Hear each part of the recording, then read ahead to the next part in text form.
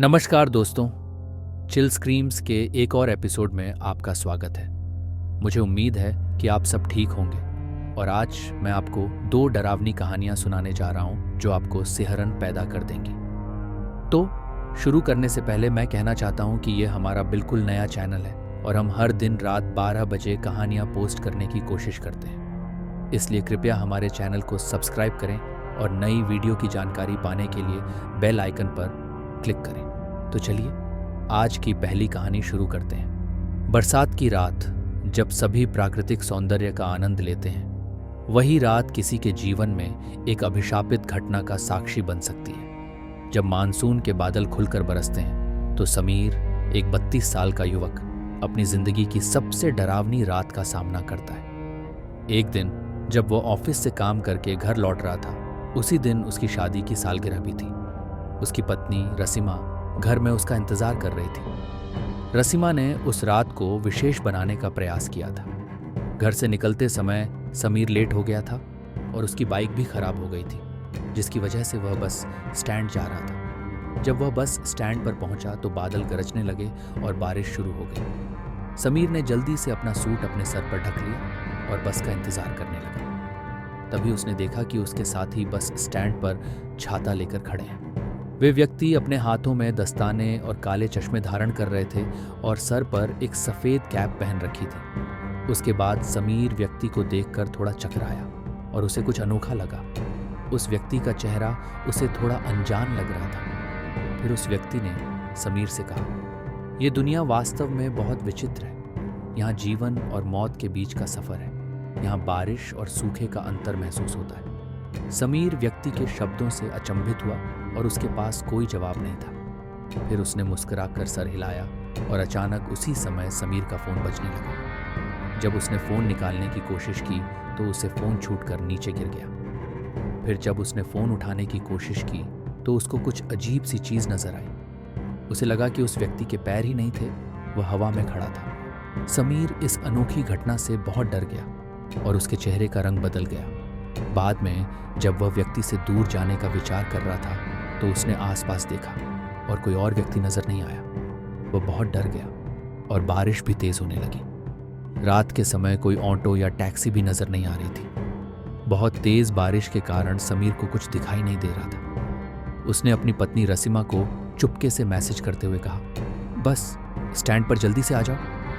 उसने अपनी पत्नी को इस घटना के बारे में बता दिया था। इस घटना के बाद से समीर अभी भी डरे हुए हालत में था। वह खड़े होकर एक मेज पर बैठ गया और धीरे धीरे सांसों को संभालने लगा। बाद में बारिश उसके ऊपर से फिर से बंद हो गई थी। तभी उसने अचानक अपनी साइड में देखा। वहां पर वही व्यक्ति फिर से बैठा हुआ था। समीर को बहुत डर लगने लगा। उसने अचानक जोर से चिल्लाया और फिर से भागने लगा। बारिश के कारण रोड पर धुंध बढ़ गई थी, जिससे उसे कुछ दिखाई नहीं दे रहा था। बाद में वह कुछ दूर आकर रोड पर खड़ा हो गया और फिर अचानक से बिजली चमकी। उस व्यक्ति को फिर से उसी रोड पर खड़ा होते देखा। उसने अपनी काले चश्मे उतारकर हाथों में ले लिया और चश्मे को उतारते ही उसकी आंखें बहुत ही काली दिखाई दी। उनमें से खून टपक रहा था। वह व्यक्ति बहुत डरावना लग रहा था। तभी समीर ने अचानक से पीछे मुड़कर देखा। बस के हॉर्न की आवाज आ रही थी। उसे बस भी दिखाई दे रही थी। फिर अचानक से बस रुकते ही वहां पर भीड़ जमा हो गई और समीर को अपनी जान बचाने के लिए उस बस की ओर जाना पड़ा। वह उस भीड़ के अंदर फंस गया और गिर गया। लोग समीर को पैरों से चोट पहुंचा रहे थे। भीड़ को हटाने के लिए बस ड्राइवर बस को थोड़े आगे ले गया और समीर का आधा शरीर बस के नीचे था। उसका आधा शरीर कुचल दिया गया। इसके बाद समीर अपने होश खो बैठा। लोगों ने उसकी पत्नी को बताया कि समीर उस लोकेशन पर पड़ा हुआ है। कुछ ही देर में उसकी पत्नी पहुंच गई और देखा कि समीर से बहुत सारा खून निकल रहा था।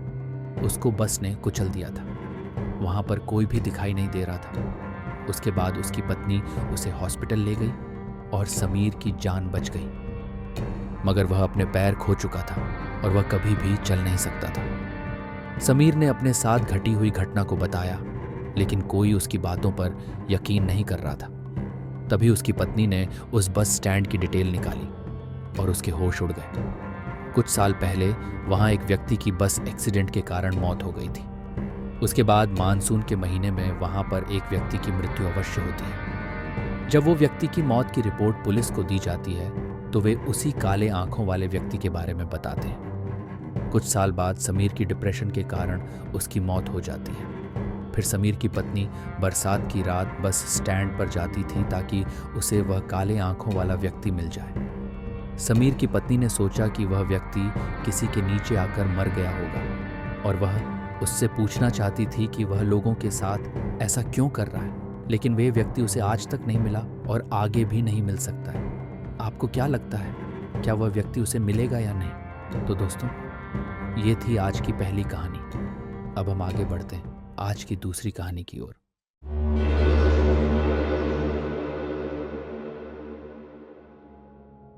जब हम भूतों और अतीत के अदृश्य रहस्यों की चर्चा करते हैं तो हमारे मन में अनगिनत सवाल उठते हैं। इस हिंदी हॉरर स्टोरी में तरुण एक साधारण युवक जो गोल्ड सिनेमा में रात की ड्यूटी पर है, उसके साथ जो घटनाएं घटती हैं वह आपको अपनी कुर्सी पर कांपते हुए पाएगा। जब आप भूत की कहानी पढ़ते हैं तो आपको वास्तविकता और कल्पना के बीच की सीमा का एहसास होता है, और जब यह कहानी हिंदी में हो तो उसका असर और भी गहरा होता है।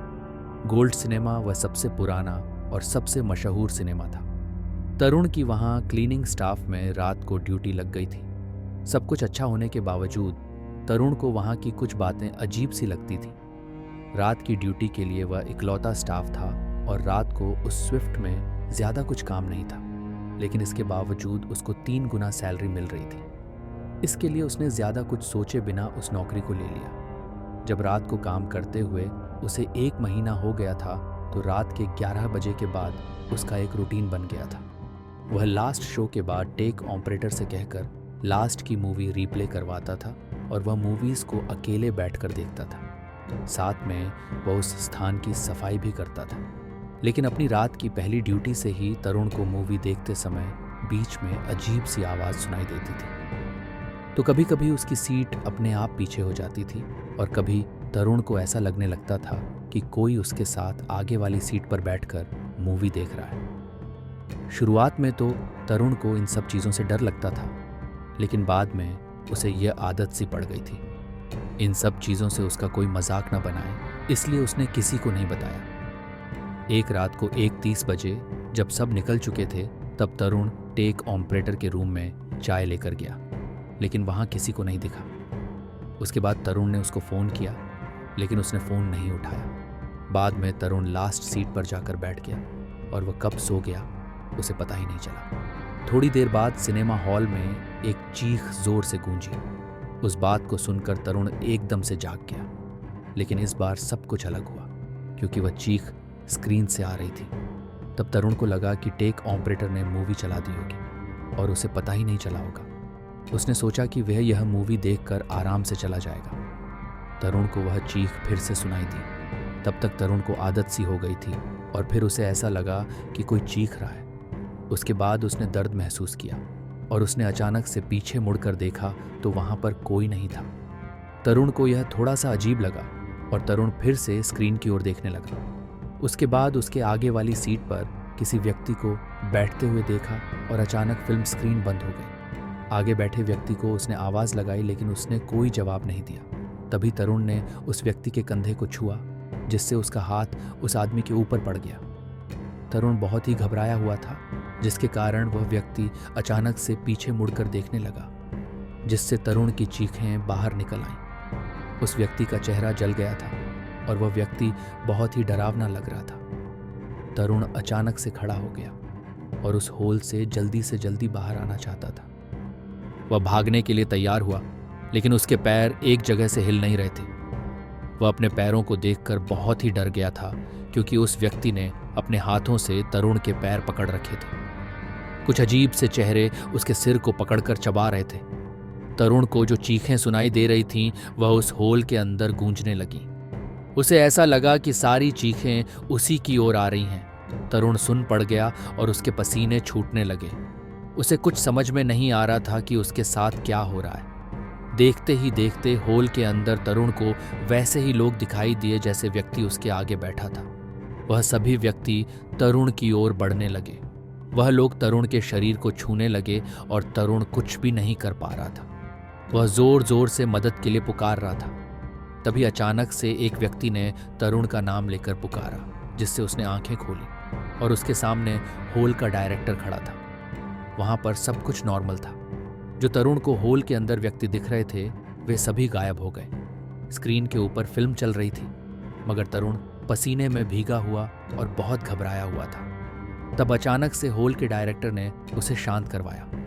डायरेक्टर ने बताया कि जब मैं हॉल में आया तो तरुण पूरे झटपटाया हुआ लग रहा था। फिर तरुण ने सारी घटना डायरेक्टर को बताई। तब डायरेक्टर ने उसे बोला कि आपने कुछ बुरा सपना देख लिया होगा। तरुण ने सोचा कि हाँ, मैंने कोई बुरा सपना देख लिया होगा। फिर तरुण ने घर पर आकर देखा कि उसके पूरे शरीर को नोच रखा है। ये सब कुछ तरुण को नहीं लग रहा था कि उसने कोई बुरा सपना देखा है। गोल्ड सिनेमा से घर पर जाते जाते उसने देखा कि सुबह के 5 बजे एक बूढ़ा व्यक्ति चाय बेच रहा था। तरुण उस चाय वाले व्यक्ति के पास जाकर उसने सारी घटना बताई।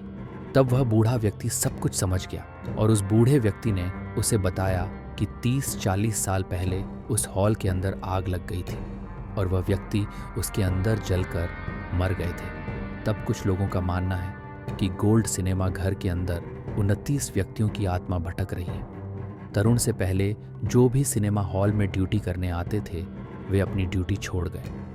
तरुण ने यह कहानी सुनकर उसने भी वह नौकरी छोड़ दी।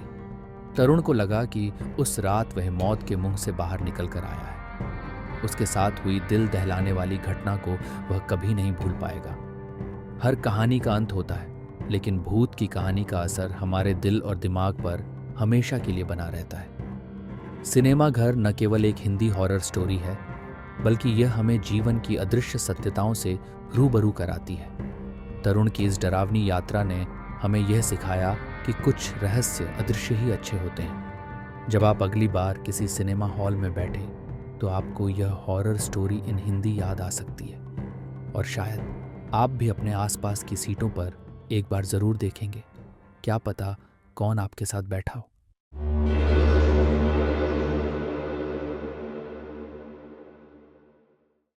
तो ये थीं आज की 2 डरावनी कहानियाँ। वीडियो देखने के लिए धन्यवाद। अगर आपको हमारा वीडियो पसंद आया हो तो लाइक और नई नई वीडियोस पाने के लिए प्लीज़ चैनल चिल स्क्रीम्स को शेयर और सब्सक्राइब करना न भूलें। और हाँ, कमेंट में हमें बताएं कि आपको वीडियो कैसा लगा और हमें कमेंट सेक्शन में बताएं कि आप अगली बार किस तरह की वीडियो सुनना चाहेंगे। अगर आपके पास कोई किस्सा है तो नीचे कमेंट में शेयर करें। फिर मिलेंगे अगले वीडियो में। तब तक के लिए अलविदा।